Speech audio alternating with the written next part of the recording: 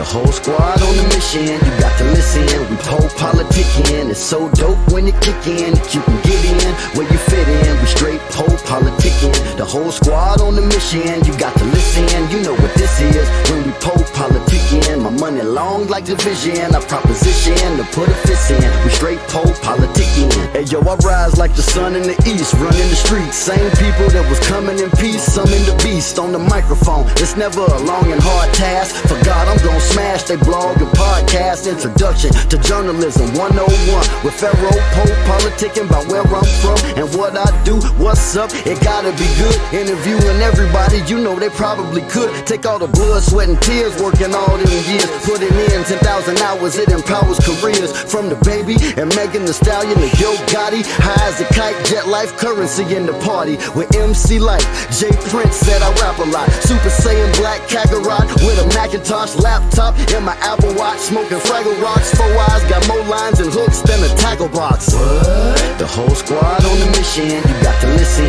We pole politicking, it's so dope when it kick in. You can get in where you fit in. We straight pole politicking. The whole squad on the mission, you got to listen. You know what this is when we pole politicking. My money long like the vision, I proposition to put a fist in. We straight pole politicking. What up, everybody? Welcome to another episode of Pole Politicking. This is a special episode of Wrestling Hip Hop. I'm back with my homie Wes Logan. How you doing, bro? I'm good. I know that wasn't you spitting on that track. Nah, that's my homie 4 Eyes. He's doing Ludacris. Man, that's fire. Yeah, we got 2 drops from him. I actually got the video. I just ain't uploaded yet. So next time it'll be the video. Doing it. For sure. So how you doing today, bro? Pretty good. About to head over to Versus and throw some people around a little bit. So okay. So I would say, what's your hometown? I'm in Las Vegas. Oh, so you born and raised in Las Vegas? Yeah, only one of my family born, well, outside of my daughter, but yeah, born and raised in Las Vegas. Everybody else is from Evanston, Illinois. All right. So let us know a little bit of your background about, like, how did you get involved with wrestling? Well, I've always been somewhat interested in wrestling. Like, well, I've been like a fanatic since I was 2 years old. So let's not dumb it down as much as possible. But when I was, I think 16 or 17, I did my first training school. Wasn't really feeling the school that was out here at the time, so I stopped. Tried to do some grown up stuff for a little bit. Got in a band, so I'm in a heavy metal band as well called Death in Motion. We got hit up to be a part of this show that was out here called Future Stars of Wrestling. And after our band kind of like linked up with them, they wanted me to start training to be a wrestler. And I wasn't really feeling it at that time because I was like, well, not in shape. Just all the regular excuses that people say before they start wrestling training. And my original trainer, Michael Modest, was the one that kind of pushed me in the right direction. And then I started there and never looked back. Yeah, we had I don't know if you know Ben, the referee, Ben Hall. He was on the Ben show. Hall. So, yeah. Hey, how can we cuss on this show? You can talk how you want to talk. Fuck Ben Hall. No, I love Ben Hall, man. That's my dude. I was saying, so take me back to why you were saying you fell in love at 2 years old. Man, I can't even remember the first match that I saw. I don't remember everybody that was in the match. Don't get me wrong, but like it was a Survivor Series, and the tag team that I saw, or the team that I saw, was Powers of Pain, so Warlord and Barbarian, with Demolition, so Axe and Smash, and they had Mr. Fuji as their manager. Well, when Demolition cut out, Powers of Pain took him over, and then they started that feud. So like that was my first like, yo, this is fire. So there was those teams that kind of locked me into wrestling, and then I just started, being the Hulkamaniac, unfortunately, at the time. So started running that game for a long time. Yeah, man, like that was the first match that I ever remember seeing. That's actually the team. Demolition was the team that got me into heavy metal, to be honest with you, too. So I would say I actually was looking at the Warlord yesterday, and I was like, man, they're so underrated, but I like them too. Significantly, like those are some big dudes, and Warlord move, man. Barbarian was my dude too for a long time, even in the Faces of Fear. Yeah. Like he was just an insane savage, dude. I love that whole aesthetic. You ever saw the one where it was him in the road, the Powers of Pains and the Road Warriors lifting weights? Oh yeah, That's just crazy. Because I was like, man, like I saw that like at the very end, you can see that weight rolling away, and somebody hurried up trying to get it. Cause I was like, somebody really got hurt in that scene. That was still that weight, and they had like 500 on the bar. Oh goodness gracious! And then like the Warlord just like progressively got bigger every year, and it didn't seem like he stopped even in his 50s. And it's like if you see him now, he's just a massive man. And like all these other dudes, like either are gone sadly or just not as big, and he just maintained this monster. And then, did you have an athletic background? Like, I wrestled shortly in high school, but like no, I didn't. I focused a lot of my stuff on my studies and trying to work because like even though my dad was around, like he wasn't living with me, so I was trying to keep things up with my mom. So I got a job like at 16 years old. Actually, I got a job when I was like 13 years old over in Skokie, Illinois for a short period of time. And then when I got back home, I just kept trying to find work. And then it was school. Then right after school, we worked, or I actually had a job where I was like throwing papers for a long time. So I was gonna ask you, what kind of jobs were you doing? Oh man, I did everything. Like I had some weird jobs. I was throwing papers first. I was working at a winery in Skokie, Illinois. I was doing that for a short period of time. I worked at Pizza Hut. I worked at Blockbuster. I worked at Hollywood Video. I worked for a wedding planner. I got a laundry list of things that I typically do, or I was doing at the time. But like now, like I got a really set job working in insurance. So it gives me a lot of work-life balance to where I can just sit down and kind of get things hammered out. I got a really, really good position at my job, and then on top of that, they give me everything I need for wrestling too. So I would say, so what was the moment, like where was you at in life when you knew for a fact you wanted to be a wrestler? Man, I think after year 2, because the first couple of years, like I was really just trying to keep it as a hobby, and it was fun. I was working really hard trying to get my bumps right and get all my stuff together, get my character right.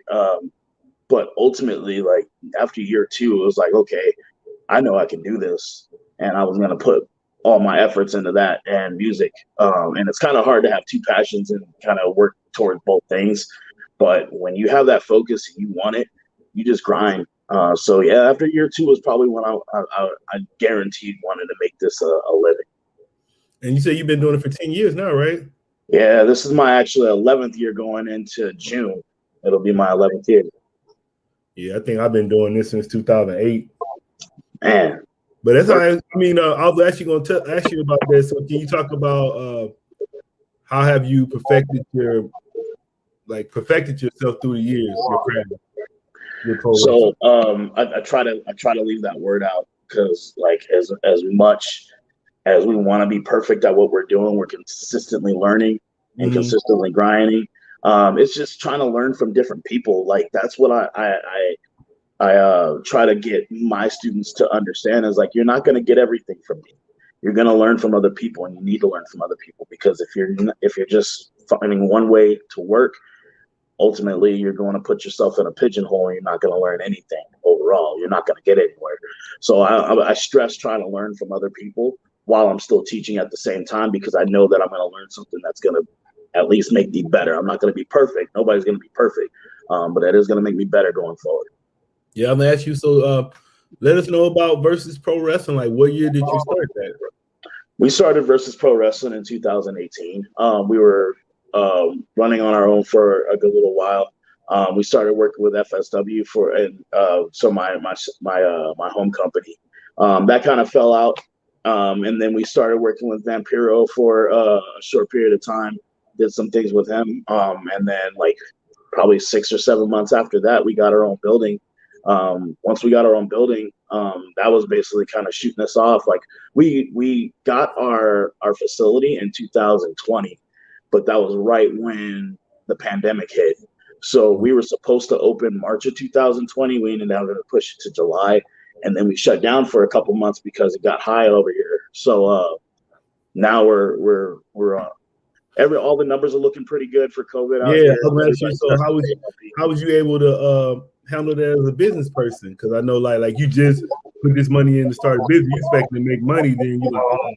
So how did you handle that? It was tough at first. Like we ate a lot of money on the front end, but it gave us a good opportunity to build our facility and then rebuild our brand, because even though that we've been steady since 2018, we're consistently changing, like I mentioned.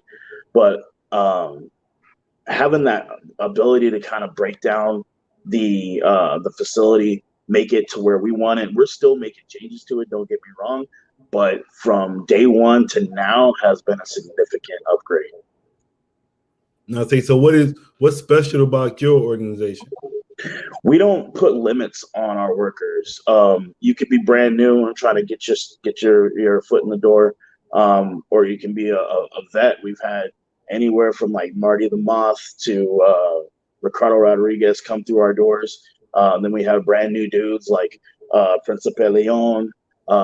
We got King Croc. We got a few other guys, especially like my tag partner DeShade. He's probably our workhorse when it comes to that, because he's just been grinding and shooting people everywhere and getting people on other shows and everything like that. So I think that we have this mentality to where it's kind of like a live action Mortal Kombat, to where there are no heels and faces, even though we do have heels and faces.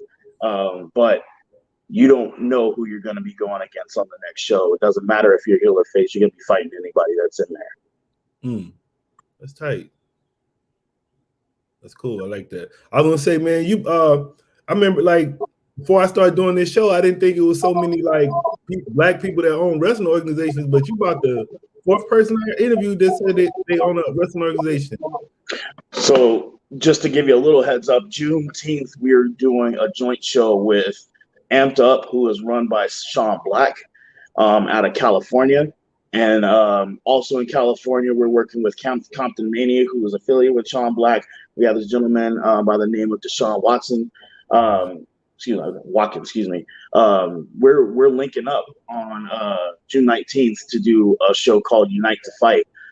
It's going to be basically a breakdown of all the Black-owned wrestling companies that we are affiliated with.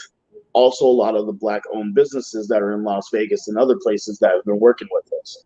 So, and it's going to be like a Black wrestler showcase. That's what we're looking for. Like, I know it's very, very not on the radar for a lot of people, but there's a lot of Black-owned businesses and a lot of Black-owned wrestling companies that don't get shine.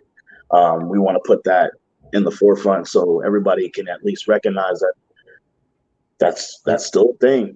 Yeah, I've been watching that. It's like the Game Changer Wrestling. They've been doing for the culture pay-per-views. Yes. Yeah, them joints hard. I like them shits. But yeah, I'm glad, man, because I feel like I don't know, man. Like WWE been kind of shitting on. Well, yeah, WWE been kind of shitting on Black wrestlers of late. So I kind of like it's more outlets now for Black wrestlers.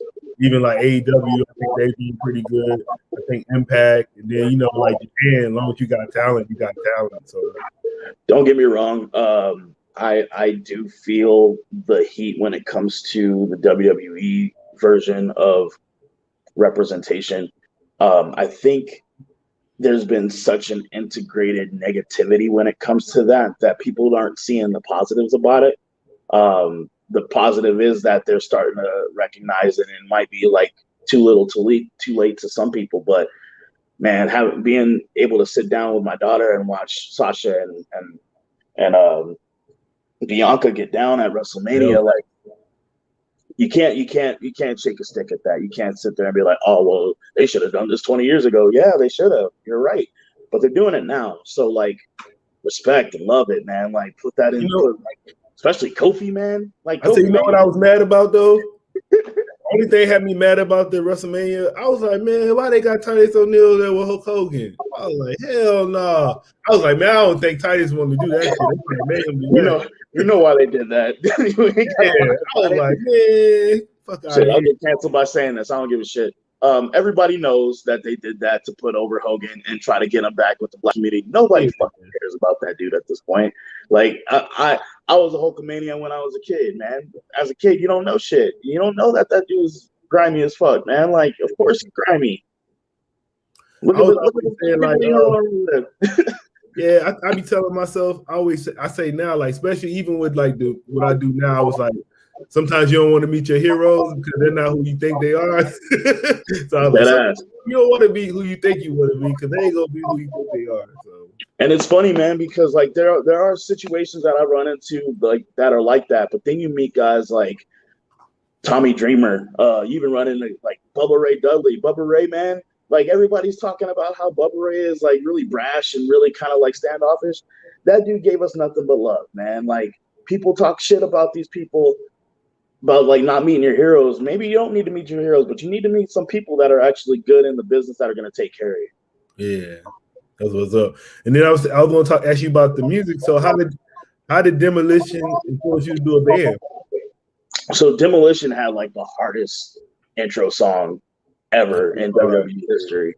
I don't even think there's anything outside of like Aleister Black or Bray Wyatt that can come close to how heavy Demolition's music was at the time.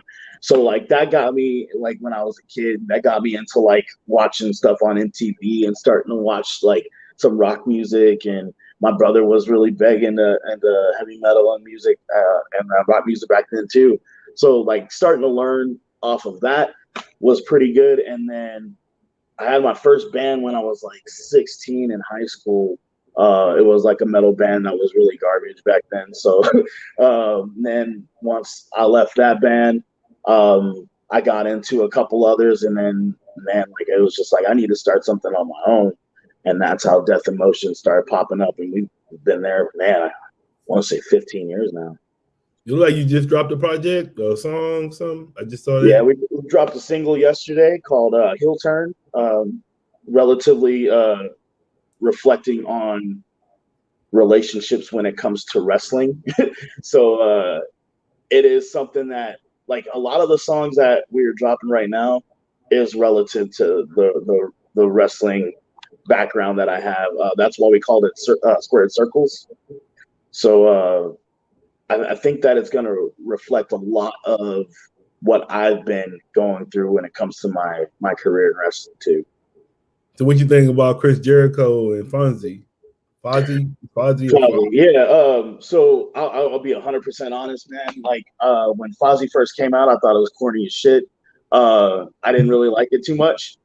And then they started coming out with some bangers. And I was like, ooh, like I might want to fuck with CJ on this one, man. Like I met Chris Jericho out here oddly in a bathroom. Like I'm wearing my DX hoodie and, you know, doing my business, and like, dude gives me one of these, and I was like, whatever, dog. You know, that's weird. And I was like, this dude looks like a young Chris Jericho. And then I went to go wash my hands, and he's washing his hands next to me. I was like, oh shit, that is Chris Jericho. So like we are on our way out together, and he mentions that he likes my hoodie, and I was like, man, I hate to be the weird one, man, but like I've been watching your work since I was a kid, bro. Like so we talked for a good like 5 minutes. My wife at the time was like looking at me like I'm weird because I'm like talking to this random dude out of the bathroom. And we separated after that. And then I talked to went to go see my ex-wife, and she was like, who the hell were you talking to? I was like, man, that was Chris Jericho. Like popped in the bathroom. He's like, how the fuck did you run into Chris Jericho in the bathroom? I was like, hey man, that shit happens. Yeah, I ran into Goldberg. I followed Fozzy for a long time, but like it wasn't until recently that I started being into the music. Now I was saying I ran into Bill Goldberg like that because he lives out here. So one day I was at the grocery store, and you can see his back, so he just looked big as shit. And I'm walking, and I'm like, damn man, you look like Goldberg. We had a hat on and everything, so I just saw his back. But I'm walking, I'm like, damn, man, you look like Goldberg. He turned around, I was like, oh shit. Yeah, so he like lives out here, like in the rich area. Now, yeah. I was gonna say, did you I actually heard that Ice-T got a rock band and they won a Grammy. You listen Hell to yeah, man. Body to Count? Yeah. Shit, Body Count's been fire. They've always been fucking bringing out bangers. Like, that's more of a punk rock type mentality, and I love the fact that Ice-T went from something so grimy as hardcore hip hop and went right into punk music, because like there's a lot of parallels when it comes to that, and nobody really gets it until they start fucking with Body Count. Man, Body Count's fire. But I remember I was kind of young, but one day, did he get in trouble? Like he had a song like Cop Killer or something, he got in trouble for that. Yeah, Yeah. Mm-hmm. Yeah. So I was gonna say, so how are you balancing everything? Like how are you balancing everything in your life? Seems like you're doing a lot. It's not me. It's my partner Kara. She's the one that keeps me on my toes, man. Because like the amount of things that we put on our plate, as much as I want to sit there and try to take credit for it, she's the one keeping me in fucking line. I put a lot of stuff on my plate because I think that I can do everything, and sometimes you just can't. You got to find that work-life balance, but sometimes that life schedule gets a little slim. You want to make sure that you're taking care of yourself, taking care of your body, taking care of your mentals. But sometimes it gets overwhelming. Not gonna say that I'm perfect at it, but we work. So I'll say, are you still wrestling? Like you still do shows? Yeah. I'm going to be wrestling on the 16th of this month. Be going against Jody the wrestler, or Jody as he likes to call, and Effie, for another company's championship. It's called the Party Hard Arizona Championship, but it's going to be at Versus.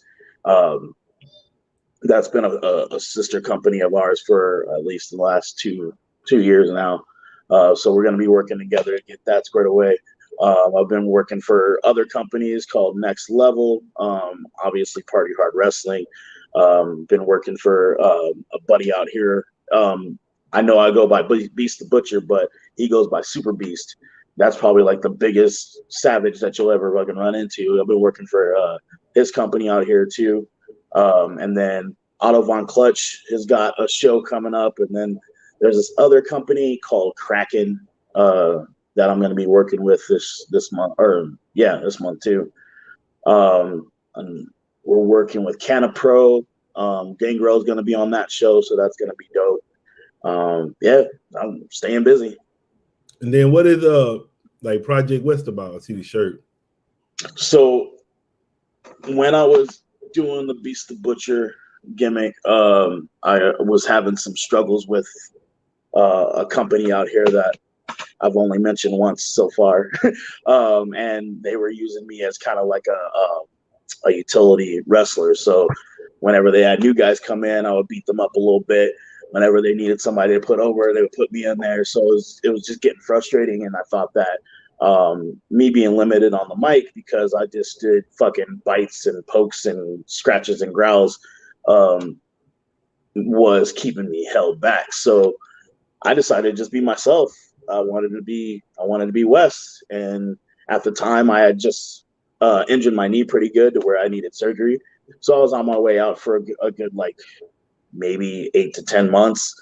So in that downtime, I decided that I want to switch myself up, put some heat on some people, and brought up Project West.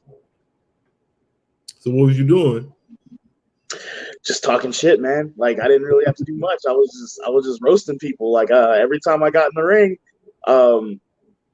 it was just a different vibe. Like, I wanted to be me. And before, I felt like me as Beast, because I felt like I had a lot of anger, a lot of frustration that wasn't being portrayed in my facial, so I put a mask on. Now I am more myself, being Project West, and I'm able to talk shit and still beat the hell out of people, and get more opportunities apparently. So like that's my drive. So I'm getting a CM Punkish vibe. It kind of went that way. I even sat in the ring and talked a whole bunch of shit. I'll send that promo over to you. I was roasting the fucking man because you seen it. You was doing the pipe bomb. Yeah, I pipe bomb all these fools, man. I was tired of it, man. I was tired of being that guy where like I was depended on, but they didn't want to put no love into me, no work into me. So I did it to myself. And then why is it? I would say so. Why is your name is Beast Dim? I was trying to figure out what's that about. So Dim is Death in Motion. That's my band. Okay. Beast goes off of my name. So I've had that account for fucking almost 10 years anyway. So there's no point in changing that. I still use Beast when I need it.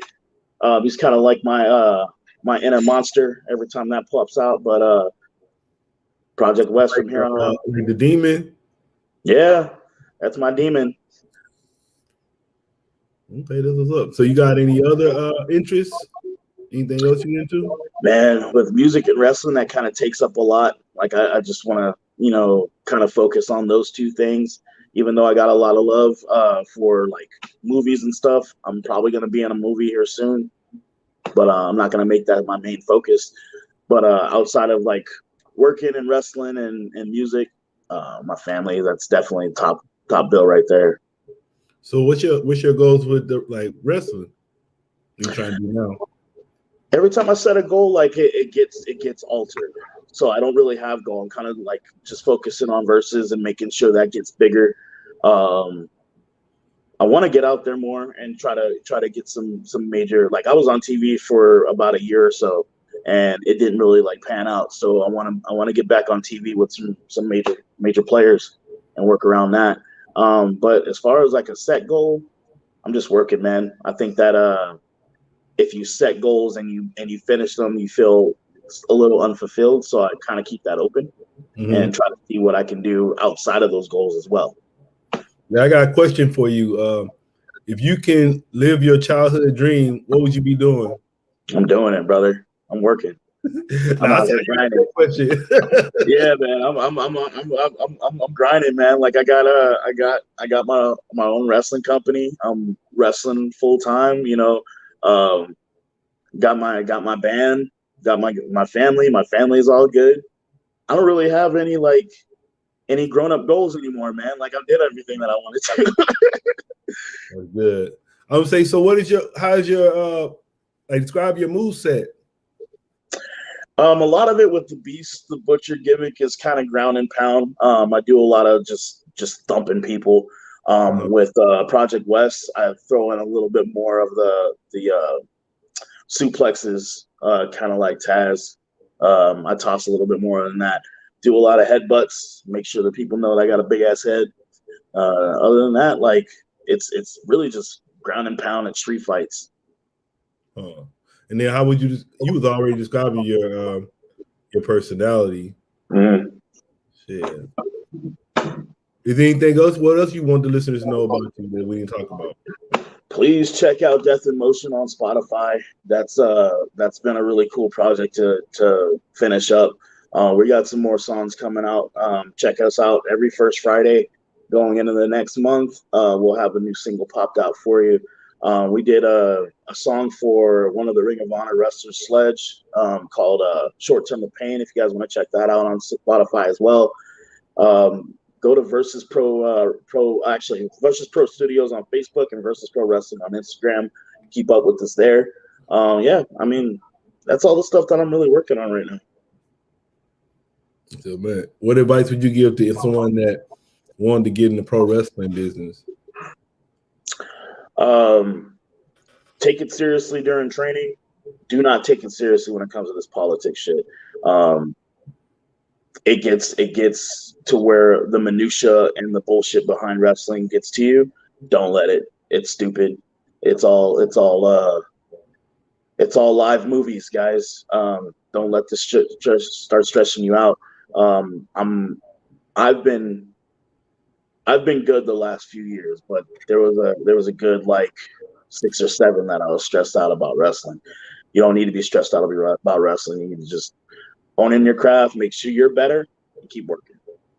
And then how can someone get in on the creative side? Like they didn't want to be a wrestler, but they wanted to be like a writer or announcer, something. It's a little hard when you haven't been a wrestler because everybody has good ideas. Where they're placed is the main thing. So if it doesn't fit for that product, they're not going to use it. So keep in mind that if you are in the movies, if you're into any kind of like TV programs, keep those ideas to the back burner, and then when they're able to be used and for specific people, toss them to somebody's like writing group and see if there's something that they can use, because they're gonna look at you funny because you're not in the business and you're not a worker. That's 100%. But I always wonder, like, why did WWE do that stuff? Though? I mean, what did they hire like Freddie Prinze one time? They did, because they were forced to. Like, not saying that he wasn't a good writer. He's a great writer, but they wanted people involved in the WWE that could write for TV or write for movies and stuff like that. And it's not a bad idea, but it's ultimately hindering the performances of the workers because they don't have the creative freedom for what they're getting. Mm-hmm.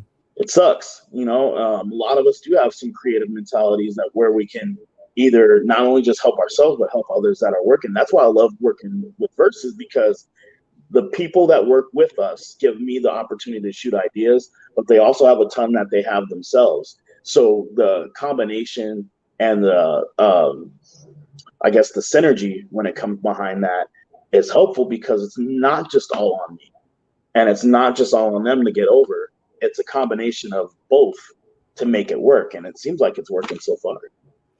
And then I guess, like, so what advice would you give to someone that wanted to be a wrestling promoter or start their own wrestling business? Patience, because people are stupid. People are fucking stupid. You're gonna run into a lot of divas. You're gonna run into a lot of people that want it their way. Ultimately, it's your show to run, so you got to do what's best for you and the talent. If you're being too what's the proper word for this? If you're being too flexible, you're gonna break. If you're too stern and you're not letting anybody budge, you're gonna lose your talent. So you have to have that happy medium. But do you think you need to be a wrestler to do that too? Do you need to be? I think it helps. I don't think you have to be, but I think it helps a lot, because there's a lot of people that have amazing, great businesses when it comes to wrestling that have never stepped foot in the ring, and they don't need to. Like, if they know the mentality behind it, then that's great. But then there's people that are doing that never step foot in the ring, that can't understand what the talent's going through. If you don't have that happy medium, you don't understand that perspective, you don't have empathy for the workers that you're putting in the ring, you're not gonna get it. You have to have that. All right, man. And I would say, what kind of training? Like, did I ask you what kind of training you do? So right now, like, I'm basically kind of like a psychology coach when it comes to stuff like that, and try to get the basics down when it comes to their roles and hitting the ropes and making sure their bumps are clean and their strikes are clean. And then once they get that, and we kind of get some people in there to kind of roll around with and get some stuff in there, I love doing the character building. I love hearing people's ideas on what they want to be, and then trying to kind of alter it to where it's a little bit more palatable for the fans, because we're all wrestling fans at first, and we all know what we like, but we also don't know how to portray that on ourselves because we have a lot of mental blocks. So if we can kind of break those mental blocks and kind of portray it to the audience a little bit different, they'll start to enjoy it a little bit stronger. And then how important is like the fitness level in your organization? Like, is it like on the 1 to 10? It's definitely a 10. If you can't get through a match within 5 minutes, you definitely don't need to be in the ring at day one. So we have Ricky Mandel, who comes in and does a lot of conditioning. We've been kind of limited when bringing in Ricky right now because of the pandemic, but I think we're starting to break up a little bit stronger. But Ricky is very, very hard on conditioning, because he needs to make sure that they can get around in that ring and not be blown up after minute 2. Like, you got to work. So yeah, it's definitely a 10 when it comes to our company. And what are some of your favorite matches of all time, wrestling matches? Like me personally, or like watching? Watching. Give us 5. Man, at 5, man. Obviously, Hogan Andre back then, but like you watch it now, it's a lot different.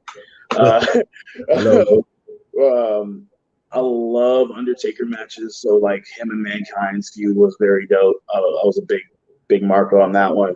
I love the Demolition, the Demolition and Crush versus Ultimate Warrior and Road Warriors feud. That was pretty cool. Man, there was a short feud between Sting and Jake the Snake that I really loved. Yeah, that was very cool.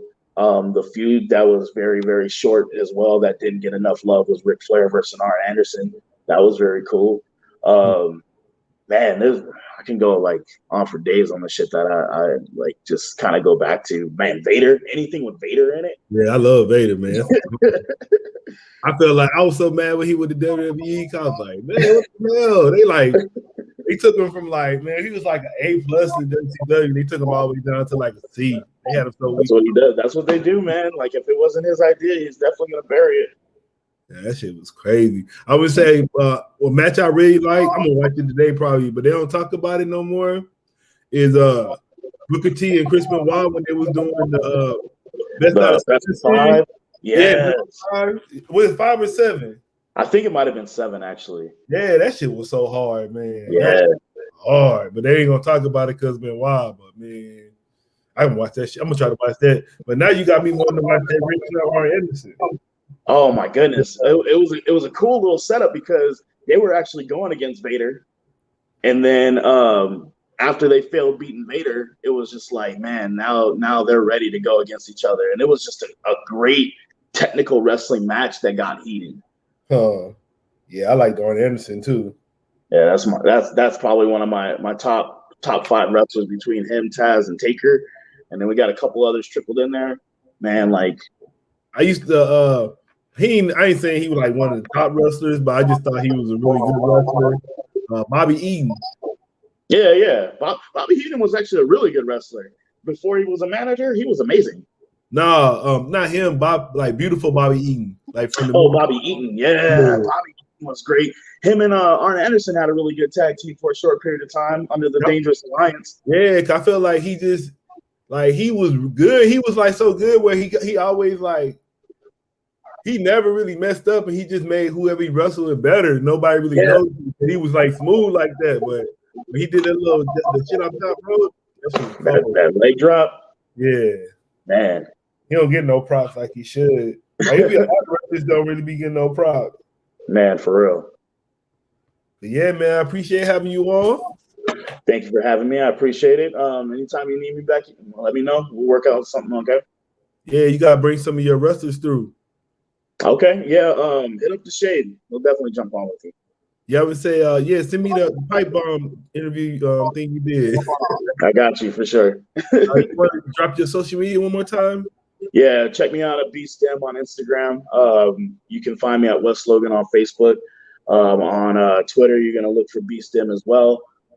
Yeah, just check me out. Also, Versus Pro Wrestling, Versus Pro Studios. You're definitely gonna find some cool stuff there. Death in Motion. If you find us on Instagram, and check us out on Spotify.